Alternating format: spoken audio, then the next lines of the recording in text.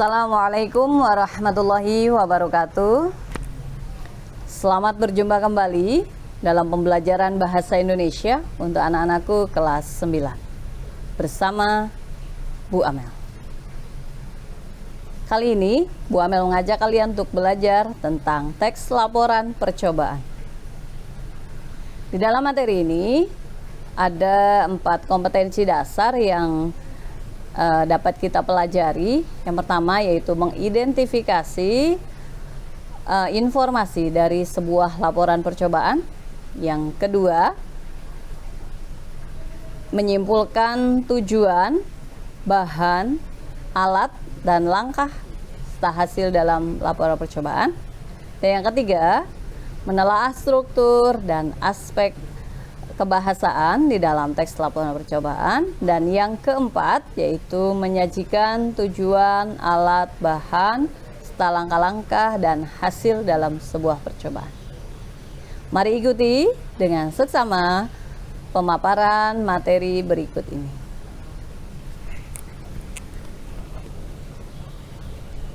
Ya, ada banyak inspirator kita di dalam dunia sains. Tentu kalian kenal dengan sosok yang bernama Albert Einstein, bukan? Ada juga Thomas Alva Edison, ada juga Marie Curie, dan lain sebagainya. Ya. Di dalam pembelajaran, kita akan menambah wawasan lebih luas tentang dunia sains dalam pelajaran Bahasa Indonesia kali ini. Baik. Kalian pasti pernah melakukan percobaan dengan guru sains kalian, kan? Ya, tentu kegiatan ini menarik untuk kalian. Ya.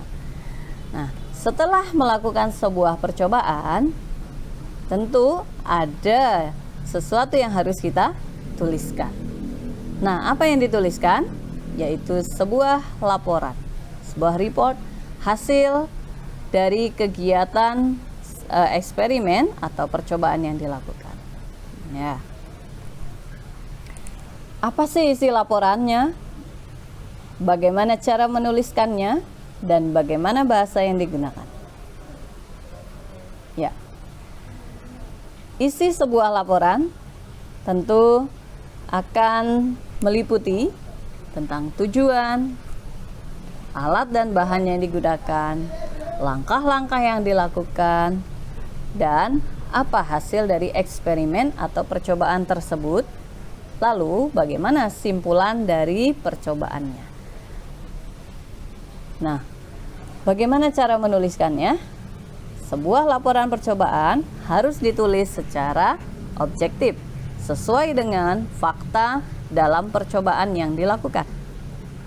Kemudian, sebuah percobaan harus dilaporkan secara sistematis. Ya, maka sistematikanya harus urut atau sesuai dengan langkah-langkah yang dilakukan. Dan bagaimana bahasanya? Ya, bahasanya tentu harus menggunakan bahasa Indonesia yang baku, ya, karena laporan percobaan ini atau merujuk pada laporan ilmiah, maka harus menggunakan bahasa yang formal. Nah, sampai sini kalian sudah bisa memahami tentang hal-hal yang ada di dalam sebuah laporan percobaan. Ya, mari kita lanjutkan ke materi yang berikutnya, yaitu tentang struktur dalam teks laporan percobaan itu sendiri. Ya, di dalam sebuah percobaan ada tujuannya. Untuk apa percobaan ini dilakukan? Berdasarkan hipotesis apa? Kemudian alat dan bahan apa saja yang dilakukan di dalam percobaan. Ya. Kemudian langkah-langkah apa saja. Dan yang keempat adalah hasil. Yang terakhir adalah simpulan dari percobaan. Ya. Kalian bisa mengidentifikasi struktur-struktur tersebut pada sebuah contoh teks percobaan. Ya, ada satu teks percobaan yang bisa kalian gunakan untuk mengidentifikasinya. Bu Amel punya di sini percobaan sederhana tentang uji kandungan boraks pada makanan. Nah, hati-hati.